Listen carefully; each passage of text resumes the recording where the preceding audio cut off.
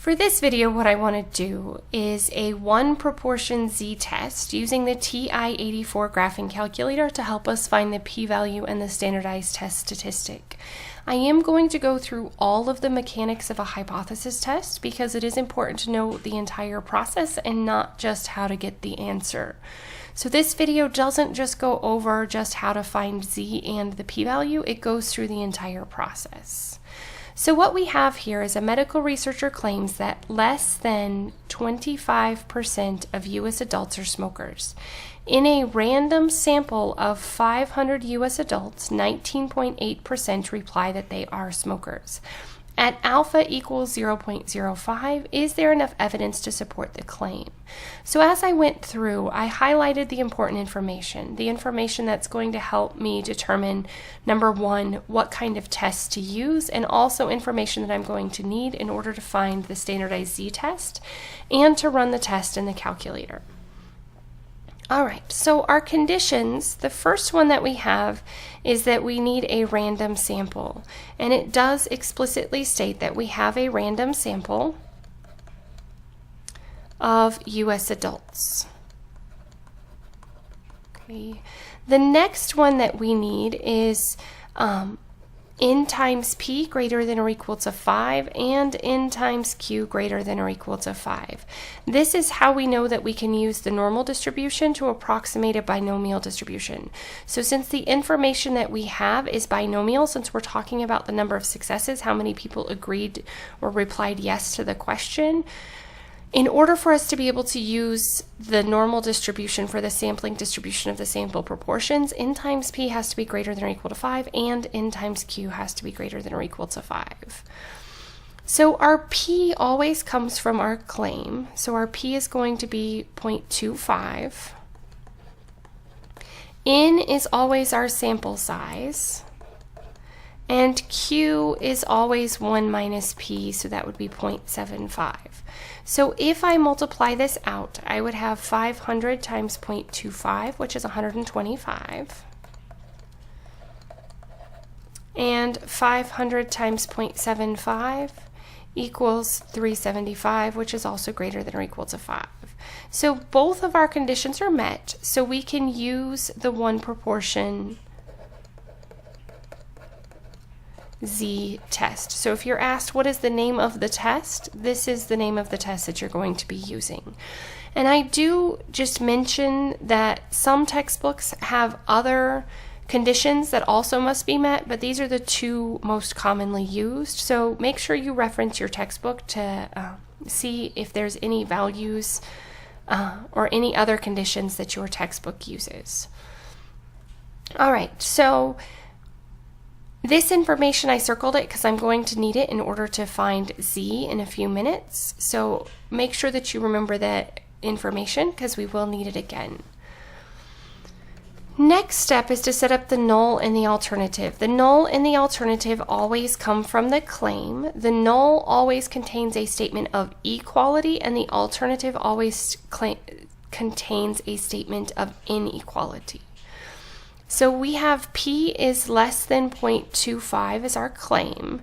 So we always write it, like I said before, as a decimal and not a percent. You could write this in word form also. I'm just going to write it symbolically. So p is less than 0.25, and I'm going to establish that this is my claim. Okay. The null hypothesis is always the complement. So p is greater than or equal to 0.25. So the numbers are the same. The only difference is that we switch the inequality sign.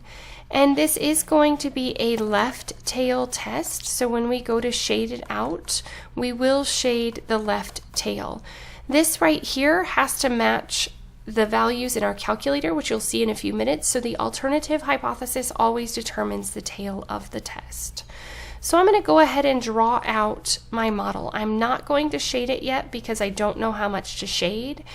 The shading comes from our p-value, which is different than our proportion.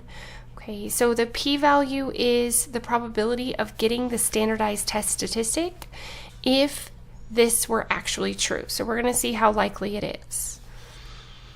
So we do need to write down some more information. Like I said before, the alpha and the p hat are important. P hat is our sample proportion. So I'm going to go ahead and write those down. Alpha is 0.05. We will compare that to our p-value once we find it to help us make our decision as to whether we will reject the null hypothesis or fail to reject. So p hat, 19.8% as a decimal, is 0.198. And in our calculator, we're going to need x, which is the number of successes. And this must be a whole number. Okay, or a counting number. It cannot be a fraction or a decimal. So to find it, you would do n times p hat. And if you get a decimal or a fraction, you must round it to the nearest whole number. So to find our standardized test statistic z, we would take p hat minus p, and p comes from the null and the alternative. P hat comes from our sample proportion, divided by p times q, and we use the p and the q that we had used up here, divided by our sample size n. So p hat is 0.198 minus p, which is 0.25, divided by 0.25 times 0.75 over 500. So instead of having to plug this into our calculator as is and potentially make a mistake, our calculator, when we run the test, this is the formula that it's plugging in. So this is the work that your calculator is doing. So let's grab our calculator, and to run the test, what we're going to do is we're going to hit the stat button and go to tests, and option 5, the one proportion z-test. P naught is the p that is in our null hypothesis. This is our starting value for the proportion. So we're saying that it is 0.25. X, like I said, is n times p hat. So I would take 500 times 0.198 and hit enter, and it will automatically plug in a value. Like I said before, if this is a decimal or a fraction, round to the nearest whole number. N is 500. And our proportion, we have to make sure that this is the same as the alternative. So since our alternative was less than, and if you have a color calculator, you can go through and select different colors. So whatever color you want to use, there are quite a few options. So I'm just going to go back to blue. And then what I'm going to do is I'm going to draw this in my calculator and hit enter. If you happen to get an error on this screen, because sometimes I see that happen with my students and then they don't know what to do, I would check your y equals screen and make sure that you don't have any of your stat plots turned on. Also make sure that there aren't any formulas that your graph can't graph. So that's where you would go if you do get an error. So if you look at the bottom of the one proportion z-test, it gives us our answer to z, and it also gives us our p-value. And this little shaded area right here is how much of our normal curve that we should shade. Approximately 0.36% is all that is shaded, so it's not very much. Okay, so we found that our z is negative 2.685. And our p-value, and the p-value is the probability that you can either use z being less than this, or we could say that p hat is less than 0.198. So if this were true, the probability of getting a p hat that is less than or equal to 0.198 is what our p-value is. It's just a probability value. And we found that that is 0.0036. So I'm going to go ahead and come over here and shade. So I'm just going to shade a little tiny bit. This is going to be my p-value. And our z is going to be approximately negative 2. And I did it again. I keep switching numbers. I caught it, so I'm going to fix it. When I wrote it down, it was 2.685, and I wrote 865, so let me fix that really quickly. It's hard to write and keep track of everything at the same time. At least I caught it. Okay, so let me grab the same color that I was working with.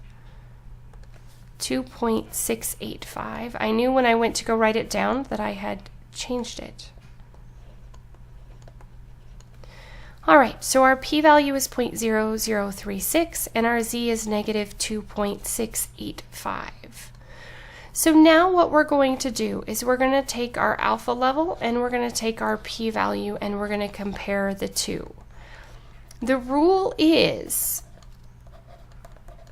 if the p-value is less than alpha or equal to alpha, we reject. If the p-value is greater than alpha, then we fail to reject. So 0.0036 is definitely less than 0.05, so we reject the null hypothesis. Okay, and then the most important part is interpreting your decision. It's really important that you interpret it correctly. We always reference the alpha levels, but most people don't understand alpha levels, so instead of writing at alpha equals 0.05, I always just change it to a percentage and say at 5%. Anytime we reject, we write we have enough evidence.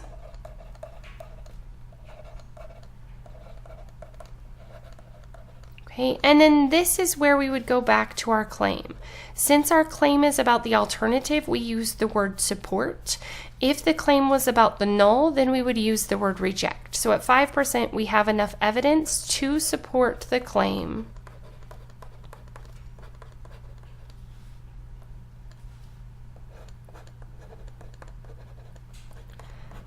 that, and then we just restate the claim that less than 25% of U.S. adults are smokers. So just to recap, make sure you check your conditions, find the null and the alternative hypothesis and then run the standardized test statistic for the specific test that you are using.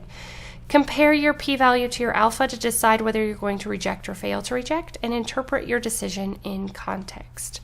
As always, thanks for watching. If you have any questions, please let me know. If there are additional topics you would like me to cover, please let me know that as well.